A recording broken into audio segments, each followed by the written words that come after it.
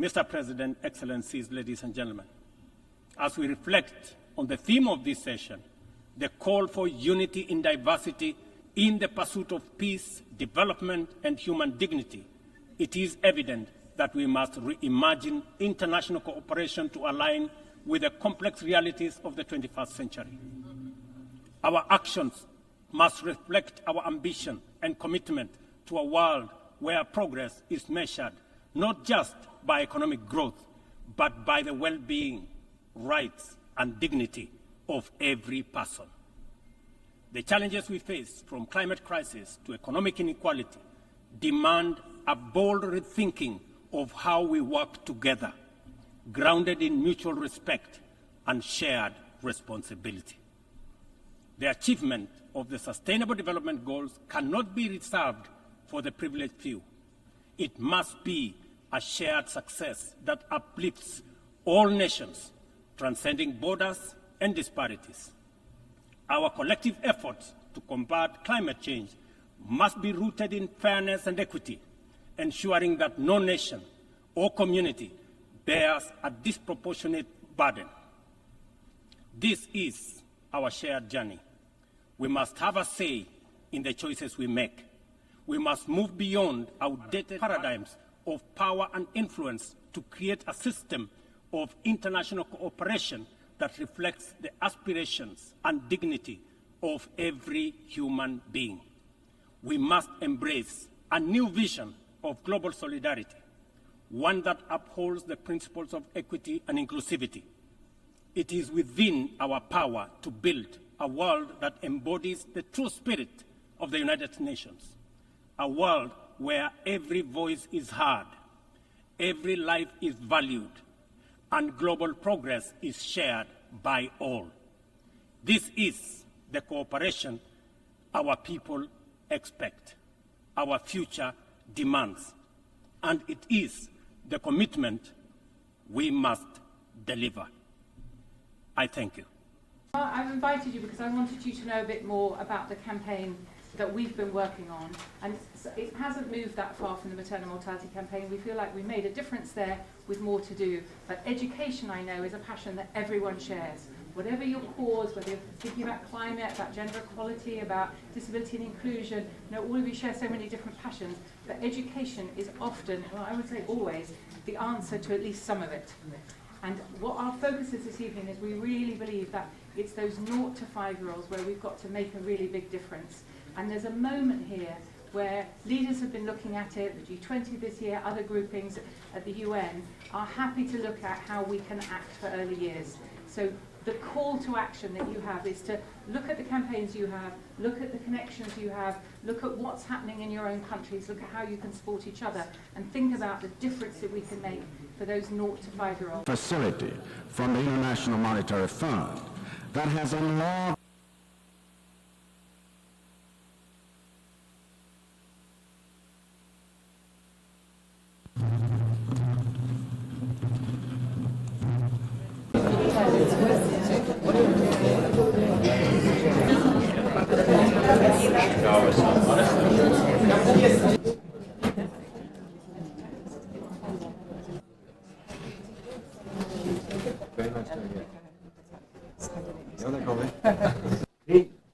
let's wish that we will get an input to build more momentum to go to the. It's a great honor and privilege to have you all here.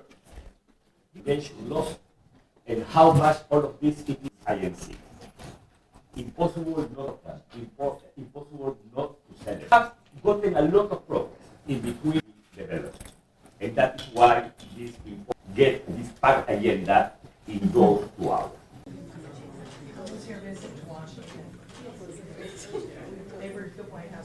That work, I know, will continue. Thank you.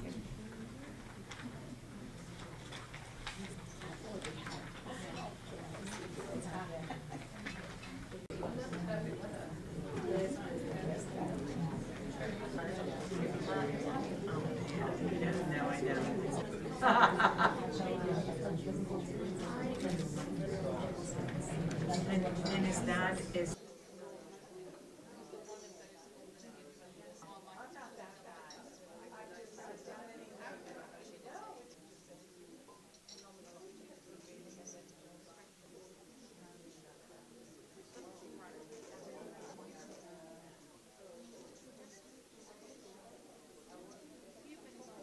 As an organization, WAFLAD has also worked with our partners to establish an education working group to support WAFLAD member states' advocacy initiatives to enhance enrollment in schools, especially at the primary school level, intensifying stay-in-school policies and programs, and overall ensuring access to education for all. The Education Working Group in WAFLAD is actively pursuing key priorities, including early childhood education to improve access to education for children under the age of 7 years, advocating for education and nutrition strategies by calling on our governments to increase their commitment to school feeding programs, intensifying education advocacy by having our First Ladies of Africa advocate for increased access to education for all. Ladies and gentlemen, the benefits of educating girls, especially while still young, are great. It is where, not for education, many of us would not be here as First Ladies. Educated women contribute significantly to economic growth, reduce poverty rates, and improve health outcomes for themselves and their families. When girls access and complete their education, they are more likely to explore work outside the home, challenge gender stereotypes, and break the circle of poverty in their lives and families. By providing girls with a solid foundation, we equip them with the skills and knowledge they need to succeed. 60% of our continent's population is under the age of 25, which emphasizes the importance of education in unlocking the potential of our continent's youth, particularly girls. This is a call to our respective governments, civil society organizations, and partners to prioritize investments, policies, and programs that will enable every girl to attend school. This requires allocating a higher percentage of national budgets to education. We thank WAFLAD for its commitment to empowering girls in Africa through education, building a more equitable society, and unlocking opportunities for prosperity for our continent's youth.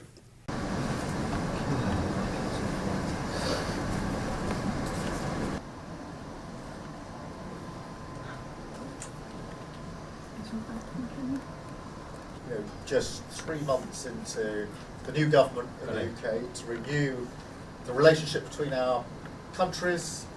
Obviously, bilaterally, we've got a good strategic approach that we need, in my view, to renew and take forward. But a lot to discuss. It is a really good opportunity to strengthen our already deep and important relationship and take it forward. Kenya has a wonderful relationship with the UK. Yes. And your ambassador in Nairobi has been a great partner on many of the things we're doing. On the Africa Green Industrialization Initiative, we appreciate the support of the UK. We have, trade, investment, business relationship between our two countries. We have many British companies operating out of Kenya. And I look forward, Mr. Prime Minister, to working with you on, building on that foundation, great foundation that already exists between our two countries.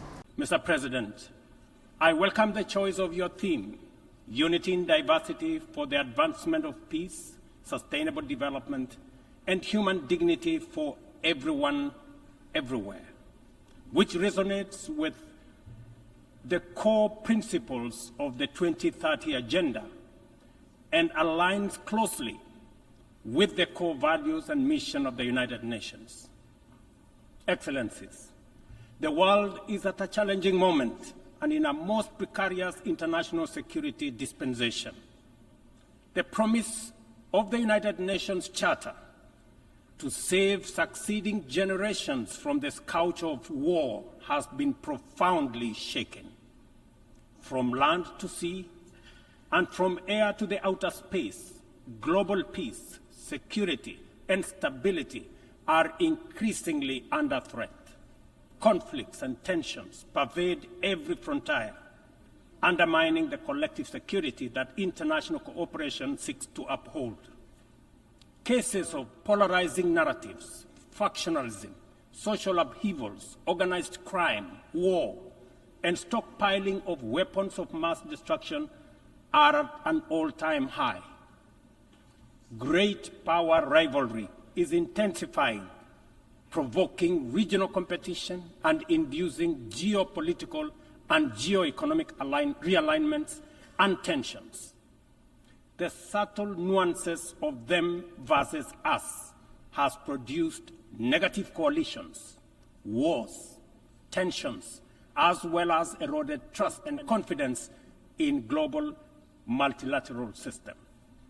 From Gaza to Darfur, Ukraine, Yemen, Eastern DRC, the Sudan, the Sahel, and the criminality in Haiti, conflict is inflicting a trail of destruction of life and livelihoods in historic proportions.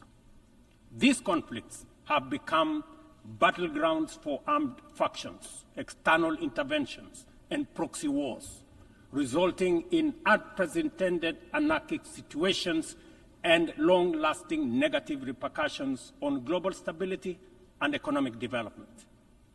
The world cannot realize durable peace, security, and shared prosperity when emphasis is being put on what divides rather than what brings us together. We must therefore promote approaches that support positive competition for all. The perilous security landscape is further complicated by emerging threats stemming from human advancement, cybersecurity threats, and sophisticated cyber attacks on critical infrastructure pose significant risks to national security and global stability.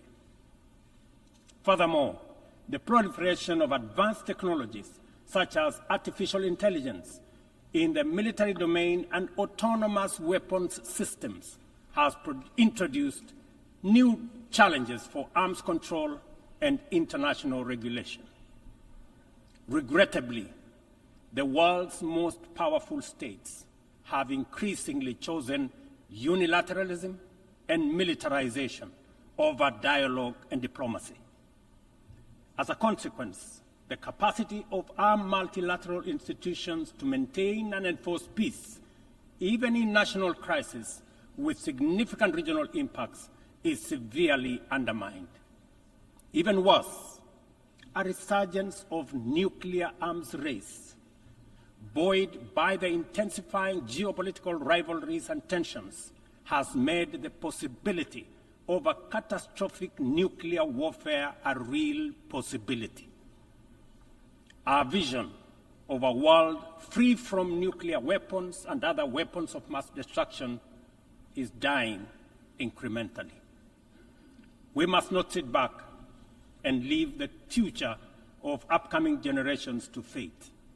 We must intentionally rise to the occasion to meet the challenges of our time by reaffirming the core values of the UN Charter.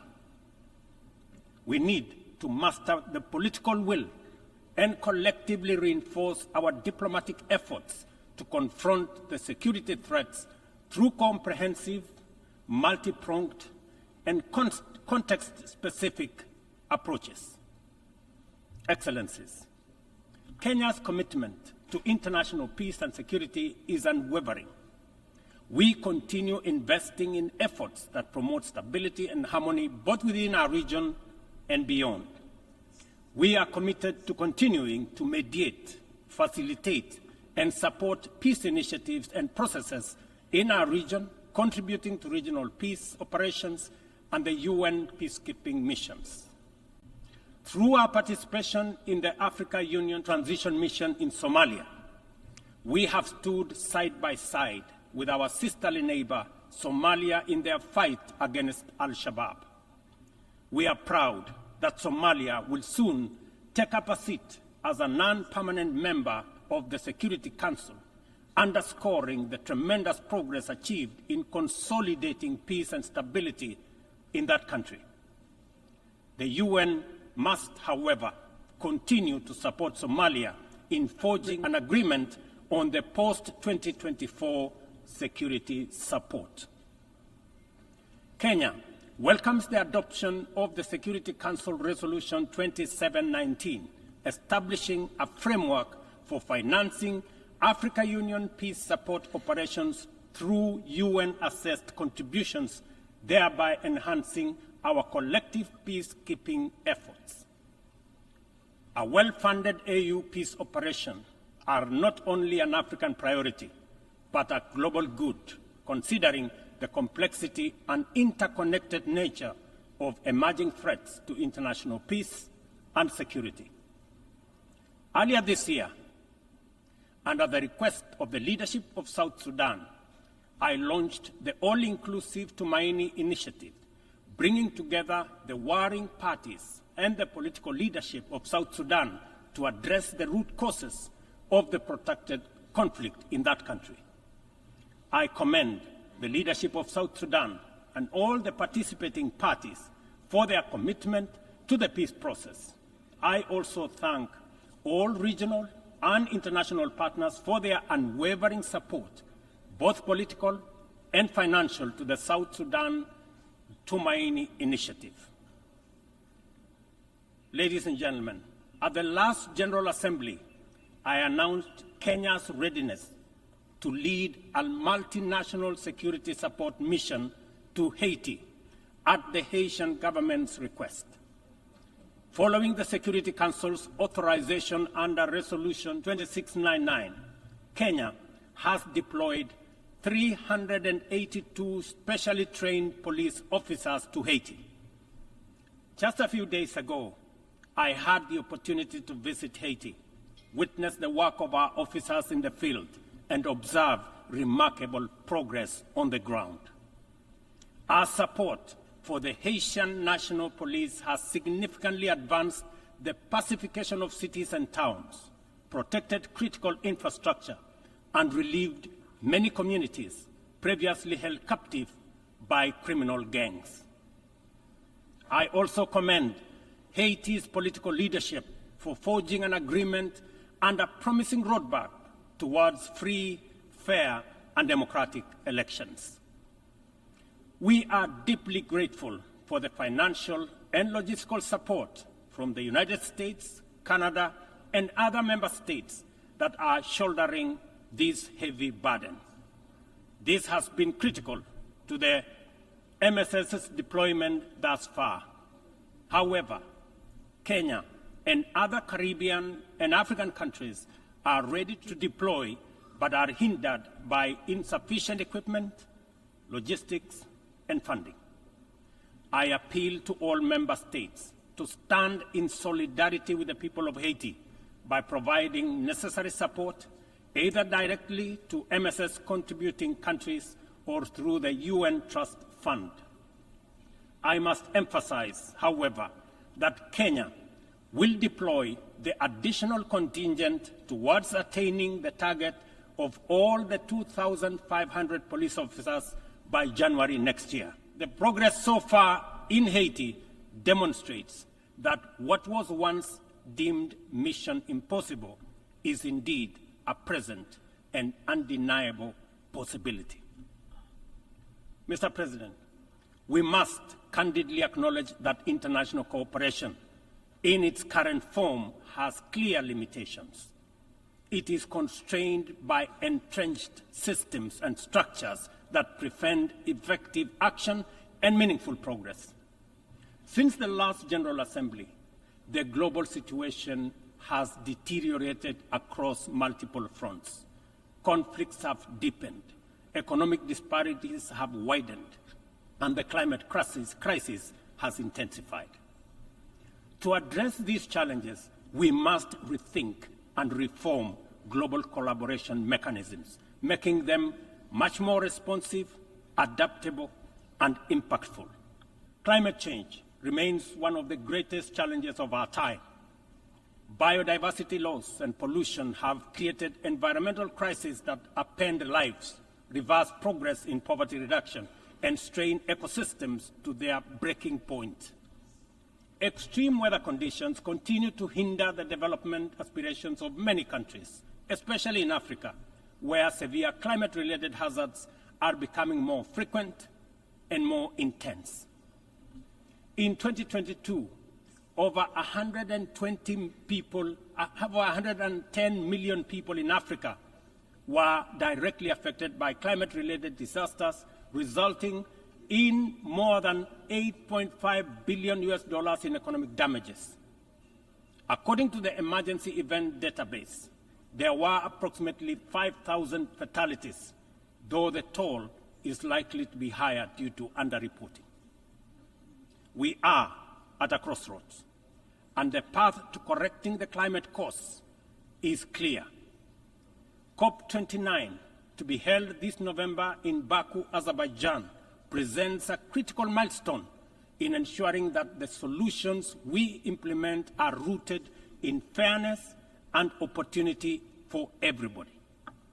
However, the new climate financing goal expected at COP29 faces significant hurdles as deep disagreements persist over who should contribute and how much funding is needed. Without swift resolution, these divisions risk derailing our collective progress on climate action, just as the global situation becomes increasingly urgent. Let me be clear. Political posturing and inaction will neither protect the vulnerable from the consequences of a runaway climate crisis, nor save our civilization from ecosystem collapse. It is therefore critical that all nations step forward to meet this moment with ambition and responsibility. As we confront the escalating impacts of climate change, we must also recognize the interconnected environmental challenges we face, such as plastic pollution, which continues to wreak havoc on ecosystems and threatens global sustainability.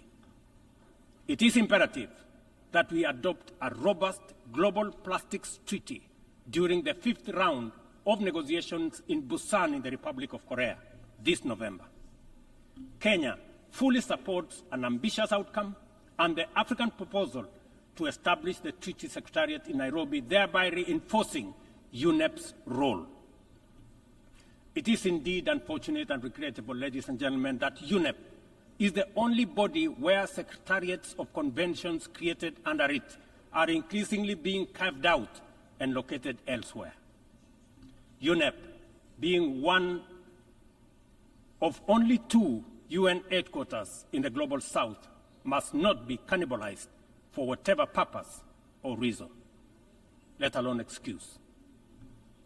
Mr. President, as the host country of UNEP and UN Habitat, I take this opportunity to thank the Assembly for approving the upgrade of the infrastructure at the United Nations office in Nairobi, the largest UN campus in the world. This project includes the construction of new office space and the design of ultra-modern conference facilities. These developments mark a significant milestone towards enhancing the quality and accessibility of Secretariat services to member states. Not only will they serve current needs, but they will also strengthen the future success of multilateralism. We look forward to the Assembly's continued support as construction begins in 2025.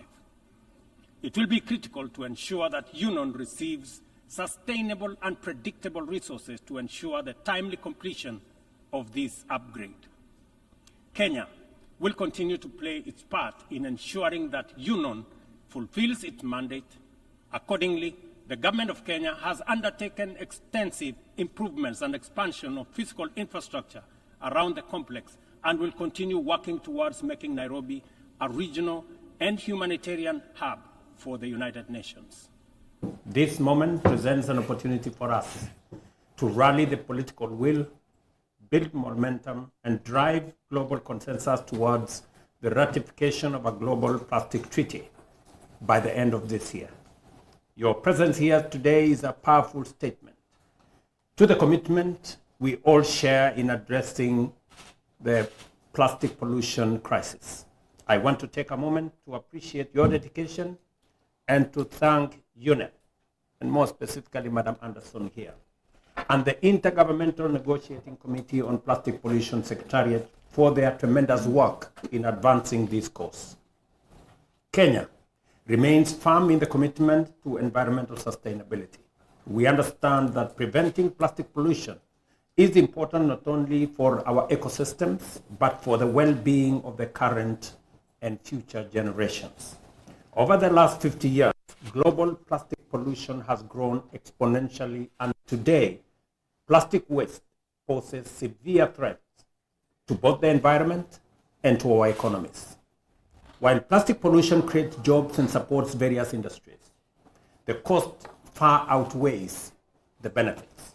In 2017, Kenya banned single-use plastic bags, and in 2020, we enacted the National Sustainable Waste Management Act to promote eco-friendly alternatives. Initially, there were concerns about job losses and cost to business, but through public awareness and strong government support, the private sector embraced environmental responsibility. Today, we have achieved an 80% success rate in reducing plastic waste, particularly in coastal and protected areas. Building on this success, 2 weeks ago in Nairobi, I launched Climate Works, a transformative national program to build climate resilience, restore ecosystems, and create 200,000 jobs for Kenyan youth in critical infrastructure and in environmental projects, among them tackling matters plastic. This will also go a long way in strengthening our fight against plastic pollution. This initiative will help further our fight against plastic pollution while strengthening our environmental resilience. Nonetheless, the global fight against plastic pollution remains fragmented. Many countries lack the infrastructure, regulatory framework, and coordination necessary to tackle this crisis effectively. Plastic pollution is a transboundary problem, and it requires a united global response with consistent standards and consistent actions. I am encouraged by the progress we are making towards a legally binding global treaty to end plastic pollution. While challenges remain, such as resistance to regulating production and banning harmful chemicals, we must push forward with a strong political will to ensure that we succeed. The treaty does not need to ban plastics entirely, but it must regulate production to minimize environmental harm. We must also prioritize banning single-use plastics, which account for 36% of global plastic production and significantly contribute to waste. Kenya is proud to be part of the High Ambition Coalition, supporting a robust treaty that addresses the full cycle of plastics. Additionally, we have made our bid to host the Secretariat of the Plastic Treaty at UNEP in Nairobi, aligning with the Future We Want outcome document from the Rio +20 conference, which calls for consolidating UNEP's headquarters function in Nairobi.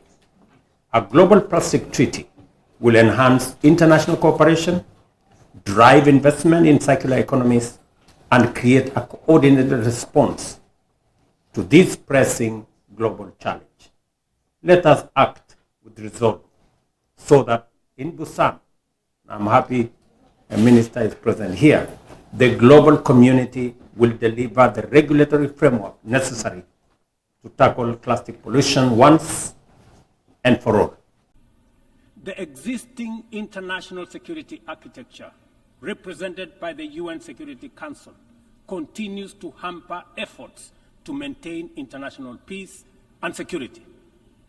The Council is, by all intents and purposes, dysfunctional, undemocratic, non-inclusive, unaccountable, autocratic, and at best, opaque.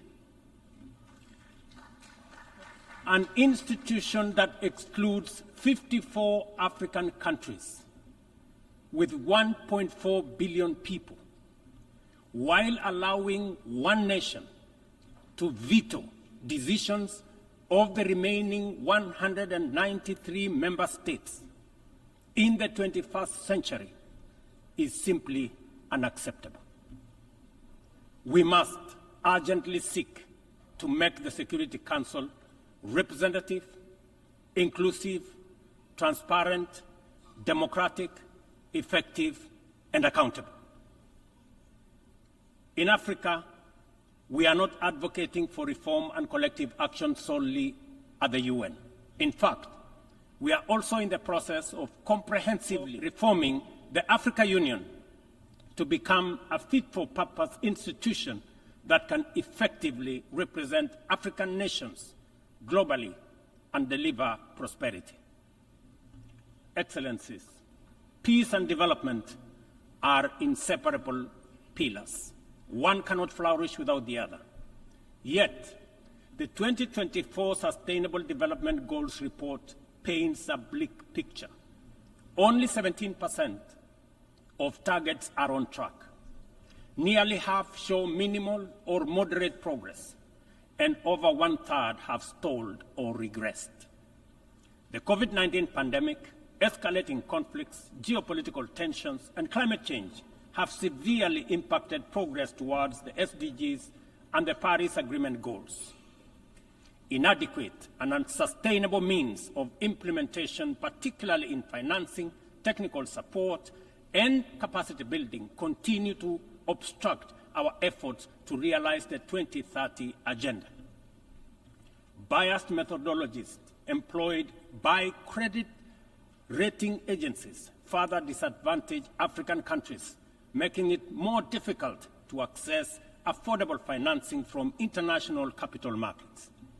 Additionally, unilateral economic, financial, and trade measures not only impede the full achievement of economic and social development, but also undermine the principles of international cooperation, mutual respect, and sovereignty. Let us pause and reflect on the true significance of this predicament.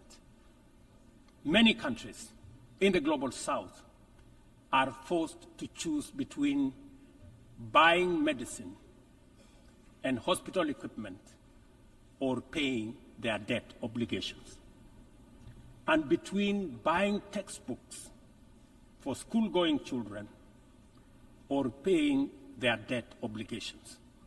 They are forced to choose between hiring teachers and making sure that there is equipment in schools or paying their debt.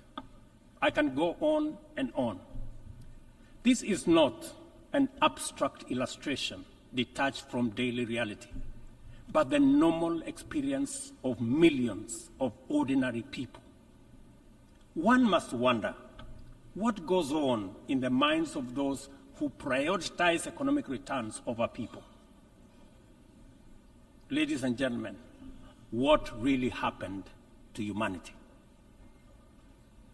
Addressing these deep-rooted challenges requires transformative changes to build a more equitable and resilient global framework.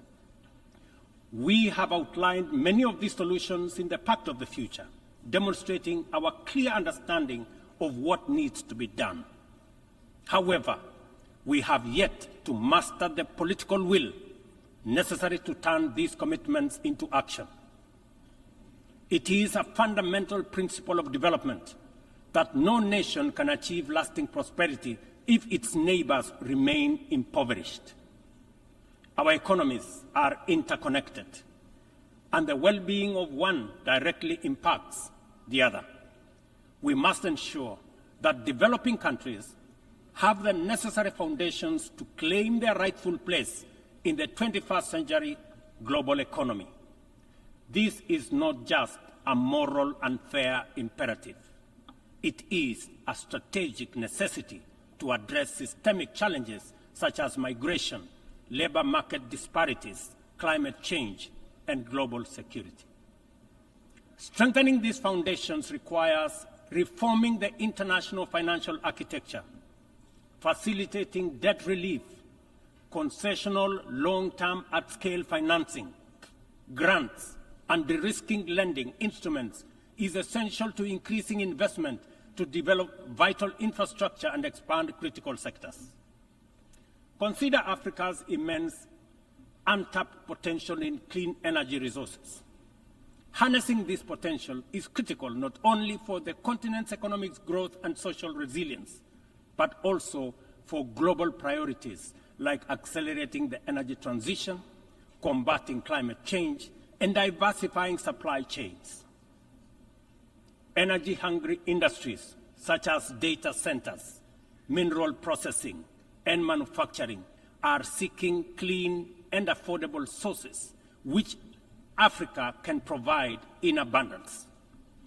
Yet, out of the 500 gigawatts of renewable energy added to the global mix in 2023, Africa accounted for less than 3 gigawatts. How is this possible, given the continent's vast natural resources, skilled workforce, and massive energy needs? We cannot allow Africa to be left behind this time round. Affordable financing is essential, but so are transformative policies and inclusive fair trade practices, market access, inclusive international tax cooperation, technology transfer, and capacity building. This is why, at COP28, we launched the Africa Green Industrialization Initiative, aimed at unlocking investments for the continent's immense opportunities. This Pan-African initiative promotes large-scale, high-impact, and bankable green industrial and infrastructure projects. Next month, in Nairobi, we will host an investment forum for the Accelerated Partnership for Renewables in Energy to attract investments for the untapped potential in solar, wind, geothermal, and hydropower. Globally, we also need to improve the tools we already have. The SDG Stimulus Fund, initiated by the Secretary General in 2023, requires our joint support to succeed, including from multilateral development banks. Similarly, replenishing the International Development Association, IDA, is essential to provide concessional loans to the world's poorest nations. Earlier this year, I hosted the IDA 21 Replenishment Summit in Nairobi, where African leadership reaffirmed the critical importance of IDA for developing countries and called for an ambitious replenishment of US dollars 120 billion. Our collective efforts must include trust and accountability to ensure that we fulfill our promises and our commitments. Additionally, we launched the Africa Club, the Alliance of African Multilateral Financial Institutions, to strengthen and support Africa's position in the global financial architecture. This body will serve as a powerful negotiator on behalf of the continent, coordinate with global financial institutions, and leverage African countries' balance sheets to increase investment and create jobs in Africa. We believe that African institutions, such as the Afri-Exim Bank, Trade and Development Bank, the Africa Finance Corporation, among others, understand the continent even better.